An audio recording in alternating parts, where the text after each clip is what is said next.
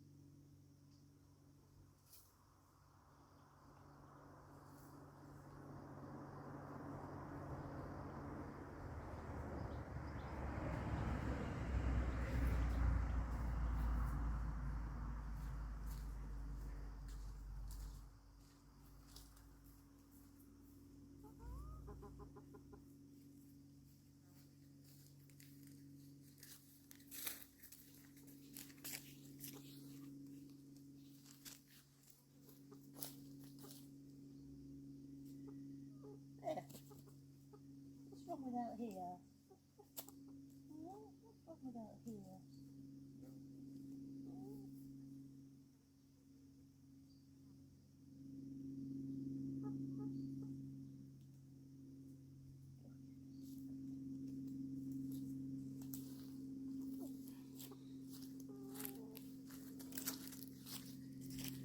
Well, he wasn't where I thought he was going to be. He was sitting between the water dispenser and a bucket, dustbin.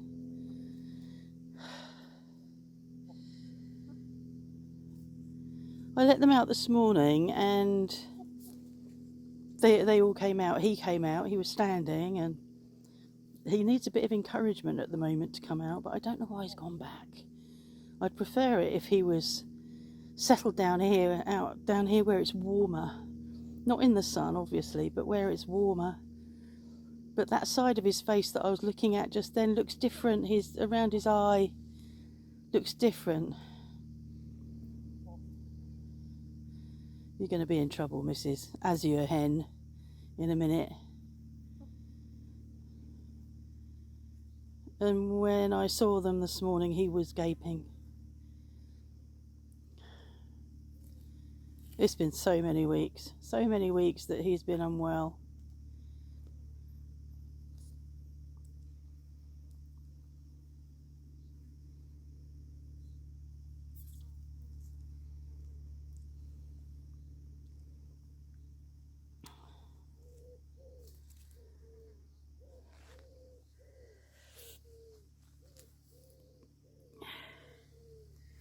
Well, that's better. That chair's cooled down a bit now. It's a metal chair.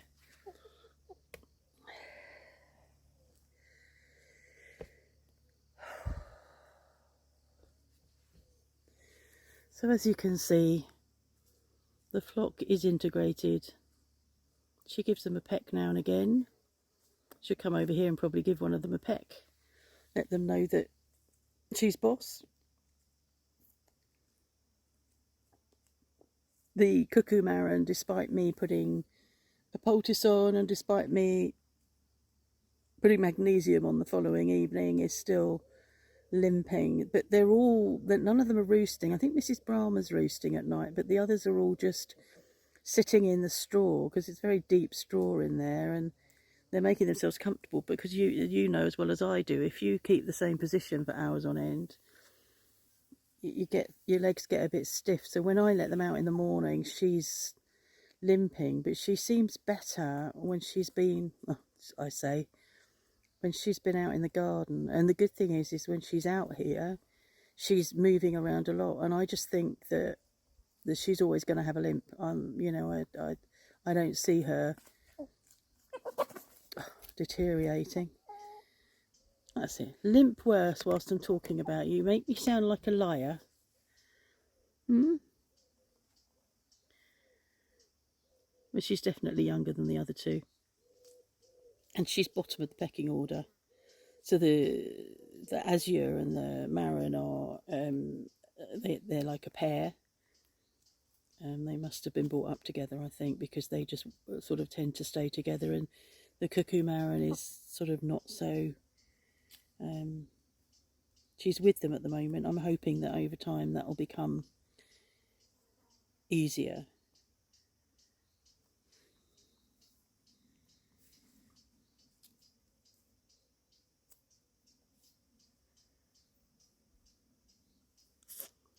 And he's not moved from where I've just stood him. He sort of seems confused. When we come and let them in at night, he seems a bit confused. Although actually he was in last night when we came down.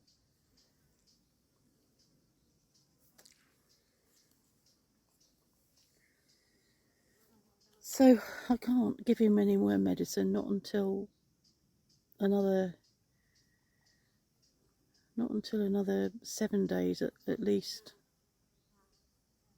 I could give him some diatom, I suppose. I might do that tonight. I might try and dissolve some diatom in a syringe and give him. But I actually think it might be too late. Not really sure what's going on. But actually, holding him and carrying him, he's heavy.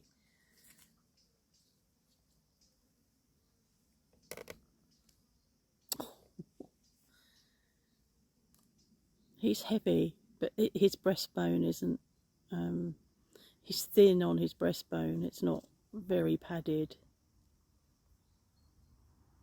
So the thing about keeping animals is that until you sit and watch and pay attention and get to know them, you won't know what is wrong. You won't know when their behaviour isn't normal for them. You have to know. You have to have spent time with them.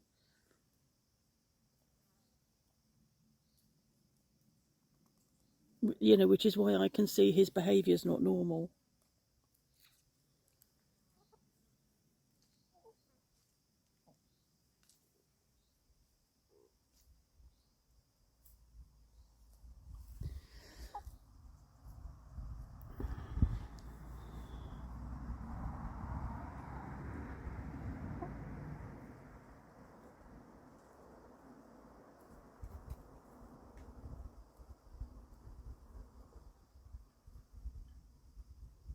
I was looking back to work out how long we've had him, and we bought him in September 21, which is only coming up to 3 years ago, but we don't know how old he was. And we bought him with his partner, who was a black Brahma, not this black Brahma, she's his daughter. And the black Brahma, probably a year later, was, we think, taken by an overhead predator. We say that because of the way that there wasn't anything left, but there were feathers, and but the way the feathers were distributed in the garden suggested an overhead predator. So we took what eggs I had and hatched them beneath a gold Brahma. We'd got 2 gold Brahmas that we bought at the same time, and we hatched the eggs beneath the gold Brahma, and she had, and they were the black hen's eggs. So I think all of the chicks were black.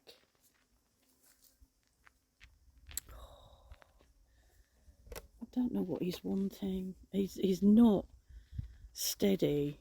It's like he's wanting to lean on her. That's so unusual.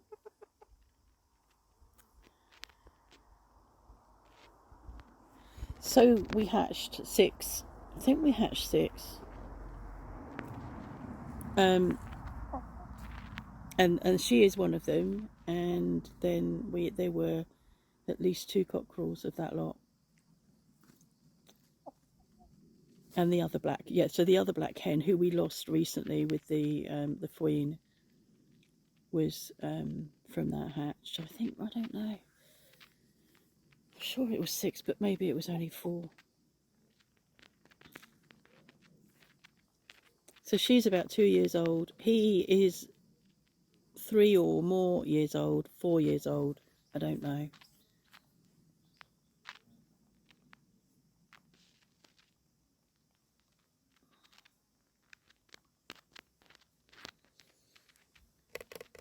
These are all preening around me.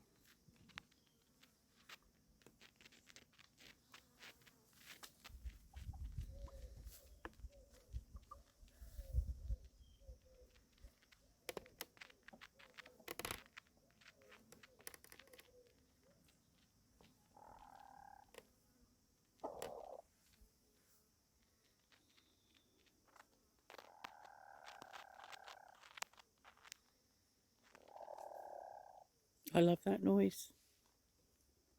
It's the sign of a contented hen.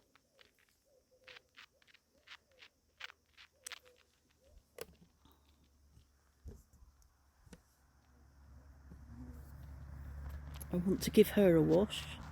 I want her to be whiter than that.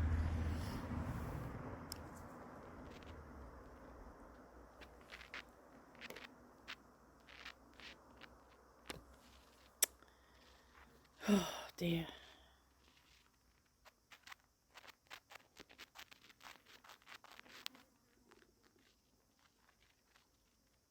So, since he is so immobile, I'm going to mix up some diatom in a syringe, along with something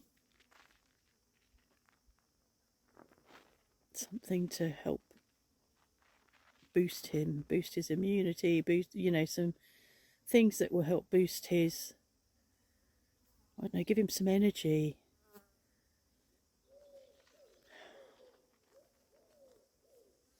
I seem to have spent months. I think since May, we've spent, so what's that, May, June, July, 3, and we're into August now, so over 3 months dealing with various chicken issues. And every time I think it's over and we're sorted, it isn't.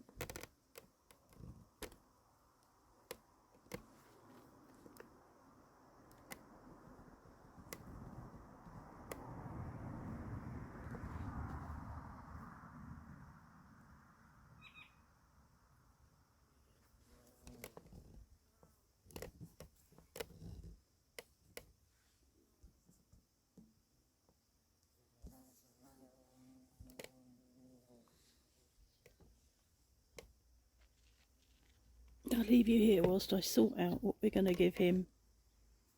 Get some diatom and something to, I don't know what. Bit of apple cider vinegar I've got as a supplement that I can mix in, which is what I was mixing into the oats that I was giving.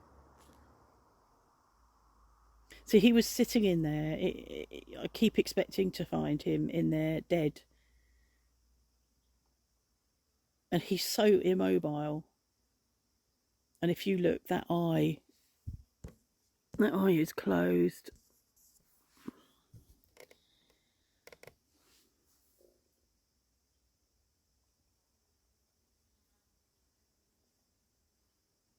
Alright, I'm going to go get some diatom.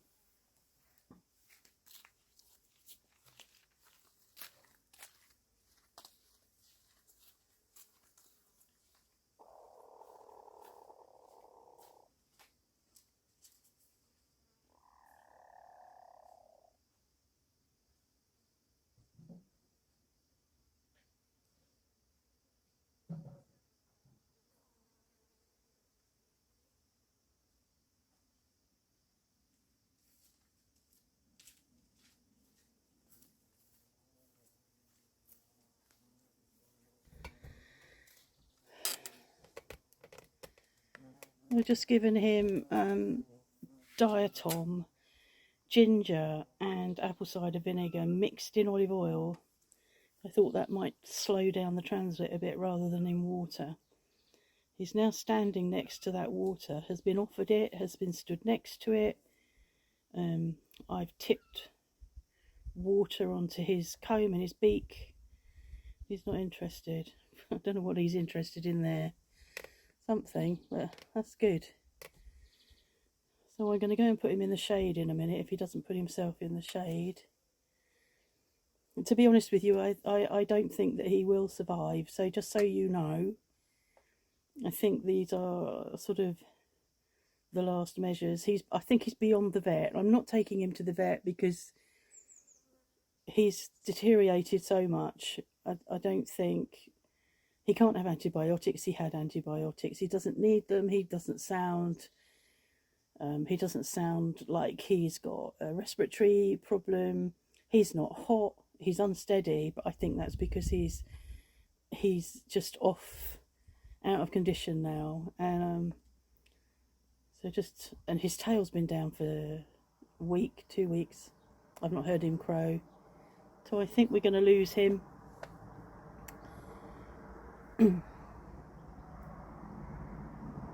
It's such a shame, but we won't get another cock because the Black Brahmas does a good impression of being head of the pack, head of the flock. So we've done what we can. When I carried him up, his breastbone is really, it should be. If you think about it, when you buy chicken to eat, how much meat there is next to the breastbone, you can't, the breastbone, you can see it, but you can't feel it. Well, with him, I can feel 3/4 of an inch of breastbone. So he's lost a lot of weight along either side there. And even though I pick him up and I think he's quite heavy, it's because he's a big bird, and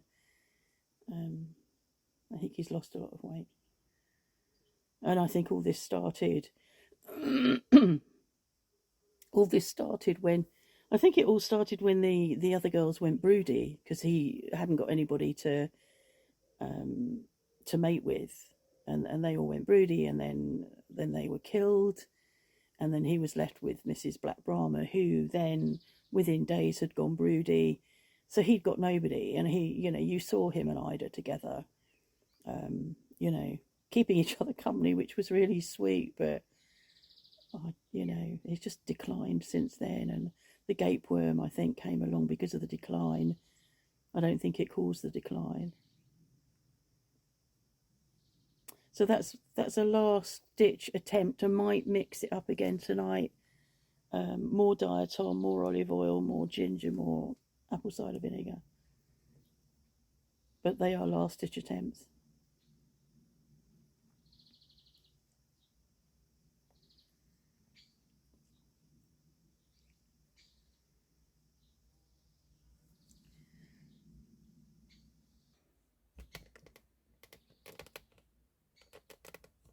I made a video yesterday about what's going on in the UK, and I've deleted it. It was attracting a lot of aggressive attention, and I decided, well, one, I don't need that, and two, it's not helpful, and three, I just become part of the same issue, sort of publicising something that's going on. I sat and watched some footage yesterday. I can't even bring myself to be near the telly today. It was just awful. So anyway, I unpublished it. So those of you that did comment, I saw some comments. Thank you. But it's gone now. That seemed to be the best thing for it. So I've had a poor night. I want to go to sleep. Oh, we had for the first time in over 2 months, Mark took the car for the CT today, which is like an MOT, and it lasts for 2 years. It's first CT because it's only 4 years old, and it passed. But whilst he was down there, I said, maybe you could come back with pain au chocolat and croissants. We haven't had those in months. And, we might have those once every couple of weeks before, but we've not had them in months. So he came back with pain au chocolat and croissant. And I said to him, get ready for the sugar rush. And actually, I didn't feel a sugar rush, which is really odd, because I used to, if I ate them, I could feel my metabolism going. I could feel my heart pounding, dealing with the sugar coming in. And now I would have thought that it would be worse, since I'm not really eating that much in the way of sugar. I thought my response to it would be worse, but actually I didn't feel it. I feel tired, but then I had a poor night. So that's a bit counterintuitive, I think, to me.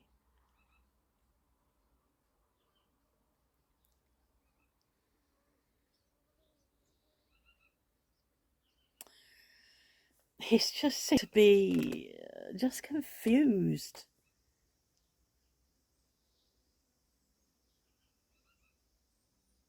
Well, he's in the shade. So he did, when Mark went to catch him for me to, give him the, not medicine, because it's not medicine, is it? The diatom, etc. He did try to get away, so he was mobile enough to try and get away. But he doesn't seem interested in going anywhere. I'm hoping he'll settle down there, gaping a bit. Okay, sorry it's a bit morbid, but that's the news from here.